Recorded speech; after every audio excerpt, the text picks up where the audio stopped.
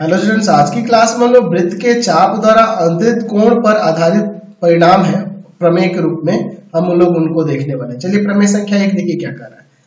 वृत्त के किसी चाप द्वारा केंद्र पर बनाया गया कोण उसी चाप द्वारा वृत्त के शेष भाग में एकांतर वृत्त खंडों में बनाए गए कोण का दुगुना होता है। The angle subtended by an arc of a circle at the center is double the angle subtended by it at any point on the remaining part of the circle is in alternate segment। अब देखिए क्या कह रहे हैं आप, कह रहा है कि आप एक वृत्त ले लो, ठीक है ना जी। मैं यहाँ पे एक वृत्त ले लेता हूँ, ठीक है। इस वृत्त के कोई चाप ले लेते हैं, मान लीजिए कि यहां पर हम लोग चाप ले लेते हैं ए बी। इस चाप द्वारा वृत्त के केंद्र पर बनाया गया कोण, मान लीजिए ये वृत्त का केंद्र मैं यहाँ पे सपोज कर लेता हूं कि ये ओ है, ठीक है। ये वृत्त का केंद्र हो गया। इस वृत्त के केंद्र पर इस चाप द्वारा बनाया गया कोण एंगल ए ओ बी हो जाएगा, और वृत्त के शेष भाग पर इधर एकांतर वृत्त खंडों पर बनाया गया कोण कोई हम लोग ले लेते हैं। जैसे यहाँ पे मैं कोण बना लेता हूँ, ठीक है ना जी। इधर एंगल ए सी बी कर लेते हैं। तो हमें साबित करना है कि ये केंद्र वाला जो कोण होगा इस कोण का दुगुना होगा, ये हमें इसमें साबित करना है। तो ये फिगर हम लोग कई प्रकार से देख सकते हैं। चलिए मैं एक और टाइप से इस फिगर को मैं दिखाता हूँ। मैं यहाँ पे एक वृत्त बना लेता हूँ, ध्यान देखिए, ठीक है। मैं इसका केंद्र यहाँ पे ले लेता हूँ। अच्छा, अब की बार मैं क्या करता हूँ, यहां पर मैं इसका एक कह सकते हैं कि अर्धवृत्त लेता हूं चाप के रूप में। तो जाहिर सी बात है ये व्यास हो जाएगा, ये अर्धवृत्त अब की बार ले लिया।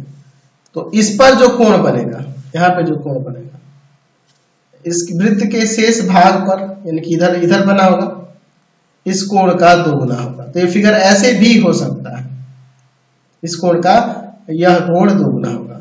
या फिर अगर मान लो मैं यहाँ पे इस तरह से ले लूं, अब की बार मैं क्या करता हूं कि दीर्घ चाप ले लेता हूं, ठीक है ना जी। ए और इधर मैं बी ले लेता हूं। तो इसके द्वारा वृत्त के केंद्र, मान लीजिए केंद्र यहाँ पे है, तो इसके केंद्र पर बनाया गया कोण, यानी कि ये वाला बाहर वाला रिफ्लेक्स एंगल जो बन रहा है वो भी ये वाला कोण, ठीक है ना जी। इस कोण का इसके वृत्त पर यहाँ पे बनेगा वह कोण, इसी चाप द्वारा वृत्त पर बनाया गया कोण, यहाँ पर एंगल ए सी बी, इस कोण का यह वाला कोण दुगुना होगा। ये हमें साबित करना। तो ये तीन कंडीशन ऐसे ऐसे हो सकते हैं। चलिए तो हम लोग यहाँ पे हम लोग लेते हैं, दिया है वृत्त जिसका केंद्र है ओ, त्रिज्या है आर, में चाप ए बी द्वारा केंद्र पर बनाया गया कोण कौन सा है, एंगल ए ओ बी है, तथा चाप ए बी यानी उसी चाप द्वारा वृत्त के शेष भाग पर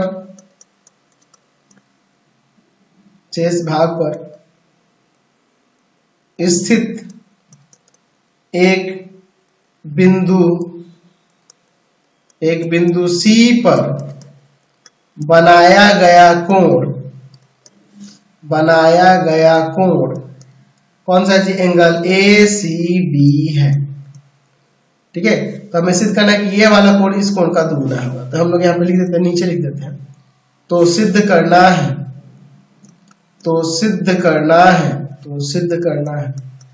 क्या सिद्ध करना है कि एंगल ए ओ बी जो है ना, यह दोगुना होगा एंगल ए सी बी के, ठीक है ना जी।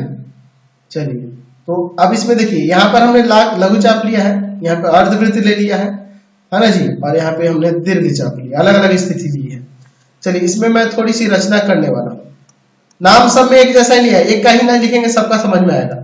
मैं यहाँ पर सी से ओ को ज्वाइन करता हूँ और आगे तक इसको बढ़ा देता हूँ। इसमें भी उसी तरह से, इसमें भी मैं उसी तरह से, और आगे जो बढ़ाया हुआ बिंदु है इसको मैं डी नाम दे देता हूँ, यहाँ पर डी दे देता हूँ, यहाँ पे भी डी दे देता हूँ, ठीक है।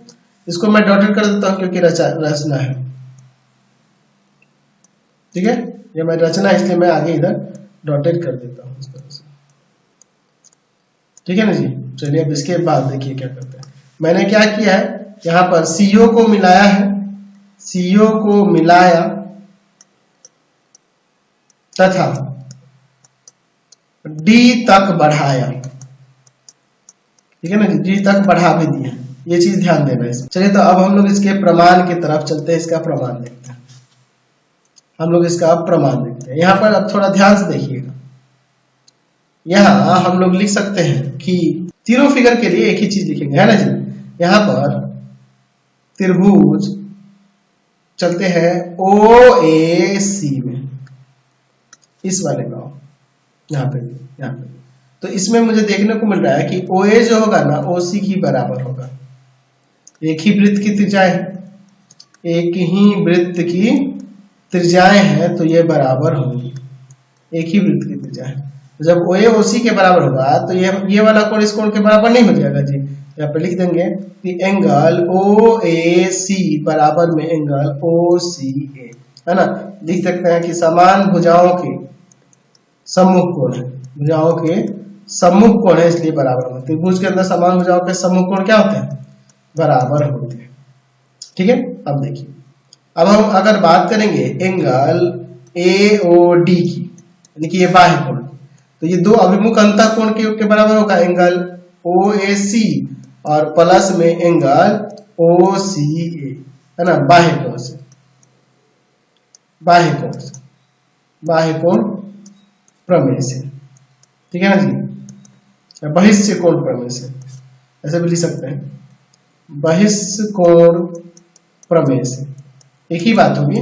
चलिए अब इसके बाद देखिए, तो अब इसके बाद हम लोग ये काम कर सकते हैं, जब ये कोण बराबर हो रहे हैं ये दोनों, तो इसको हटा के इसको दोनों में से किसी एक को हटा के इसका नाम चेंज करके यहाँ पर नहीं लिख सकते हैं जी, लेकिन लिख सकते हैं कि एंगल AOD बराबर में एंगल, हमें इस OAC से तो कोई मतलब नहीं, तो इसी को चेंज कर देते हैं, एंगल OCA कर देते हैं और प्लस में एंगल OCA, क्योंकि हमें जो साबित करना है और यह वाला कोण और यह वाला कोण चाहिए हमें, और कोई तो चाहिए नहीं। चलिए तो यहां से अब चाहोगे तो लिख सकते हो कि नहीं कि एंगल AOD जो हो जाएगा वह 2 गुना हो जाएगा एंगल OCA के, इस कोण का 2 गुना, इसे समीकरण 1 बना लेते हैं।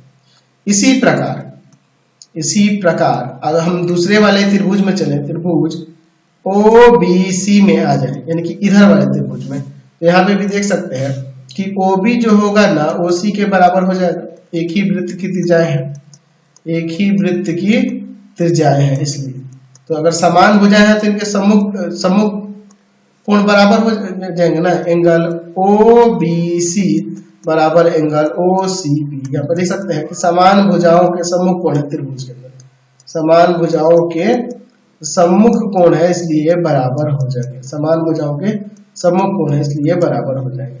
तो यहाँ से अब यहाँ से हम लोग लिख सकते हैं कि एंगल BOD जो होगा, ये वाला कोण, ये बाह्य कोण, इन दोनों अभिमुख अंतःकोण के बराबर होगा एंगल OBC और प्लस में एंगल OCB। कैसे, बहिष्य कोण से, बहिष्य कोण प्रमेय से ये हो जाएगा। अब इसके बाद देखिए यहाँ पर हम लोग एक काम कर सकते हैं, एंगल BOD, अच्छा OBC को हटाकर एंगल OCB कर देते हैं और प्लस में एंगल OCB है, तो एंगल BOD बराबर में हो जाएगा 2 टाइम्स ऑफ एंगल OCB, ये समीकरण 2 हो जाएगा, ठीक है। अब एक काम करते हैं, इन दोनों समीकरणों को जोड़ देते हैं, ठीक है ना जी। तो लिखते हैं समीकरण 1 तथा 2 को जोड़ने पर, समीकरण 1 तथा समीकरण 2 को जोड़ने पर, ठीक है ना जी। चलिए देखते हैं जोड़ने पर। तो समीकरण 1 क्या था जी, ऊपर देखिए यहाँ पर है एंगल AOD 2 टाइम्स होगा एंगल OCA के, एंगल AOD और इसमें क्या है एंगल BOD, समीकरण 2 में, उसमें 2 टाइम्स ऑफ एंगल OCD था और इसमें है 2 टाइम्स ऑफ एंगल OCB है, OCA था, sorry 2 times of angle OCA था, देख लो एक बार, 2 टाइम्स ऑफ एंगल OC है या यहाँ पे 2 टाइम्स ऑफ एंगल OCB है। तो देखो AOD और BOD, AOD BOD मिलके ये एंगल AOB हो जाएगा, यार यहाँ से 2 कॉमन करोगे तो एंगल OCA और प्लस में एंगल प्लस में एंगल OCB होगा। तो अब देखिए यहाँ पर AOB बराबर में 2 टाइम्स ऑफ OCA और OCB मिलके पूरा हो जाएगा एंगल ACB। यही ना हमें प्रमाणित करना था, हमने प्रमाणित करके दिखा दिया। यानी कि अगर एक आपके पास जीवा दी गई हो या चाप नहीं दिया गया हो, हमने यहाँ पे ये देखा ना कि अगर चाप दी गई होगी तो चाप जो केंद्र पे कोण बनाएगा वही चाप अगर उस वृत्त के यही शेष भाग पे कहीं पे भी कोण बनाएगा तो उसका ये 2 गुना होगा, यहाँ पे केंद्र वाला कोण 2 गुना होगा। या हम ऐसे भी कह सकते हैं कि यह वाला कोण इस कोण का आधा होगा। साथ ही साथ इसके साथ साथ ये भी ध्यान रखना कि ये तो चाप बना रहा था, अगर जीवा भी बनाती ना, जीवा भी, तो केंद्र पर का कोण इस कोण का 2 गुना होता। ठीक है, ऐसा नहीं है कि आप कहोगे कि सर सिर्फ चाप दो, क्योंकि चाप बराबर हो गया तो संगत जीवाएं बराबर हो जाएंगी, है कि नहीं? तो इस चीज को ध्यान रखना। चलिए अगला प्रमेय संख्या देखते हैं 2। प्रमेय संख्या 2 क्या करेंगे? अर्धवृत्त का कोण समकोण होता है।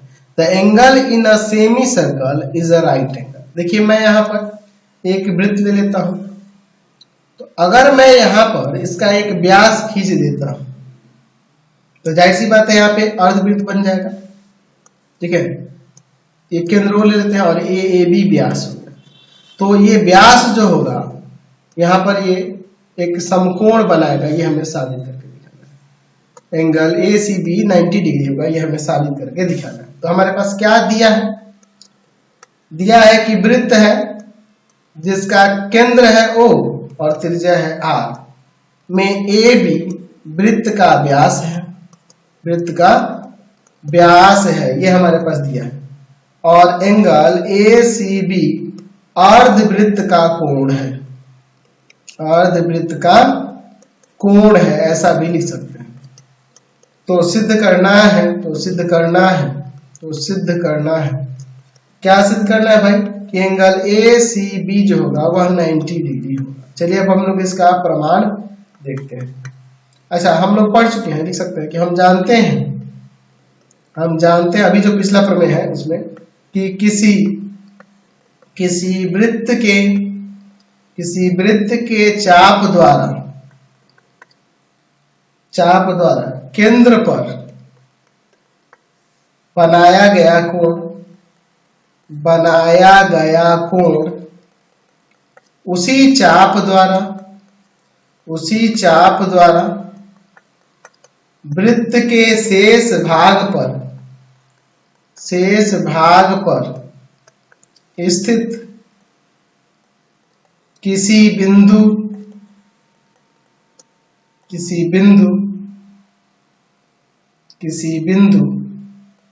पर बनाए गए कोण का दुगना होता है। ये हमें साबित करके हम लोग ये देख चुके हैं, है ना जी? केंद्र पर का कोण जो होगा इसके कोण का दुगना होता है। तो अब देखिए यहां पर AB व्यास है, अर्थात AOB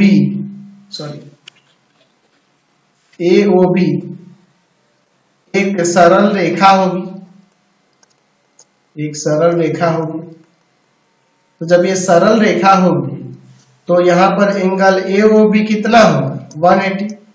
तो अभी जिस स्टेटमेंट से हमने देखा तो इस स्टेटमेंट के अनुसार क्या होगा? मैं यहीं पे लिख देता हूँ पहले कि एंगल AOB जो होगा ना, AOB वह 2 गुना हो जाएगा एंगल ACB के।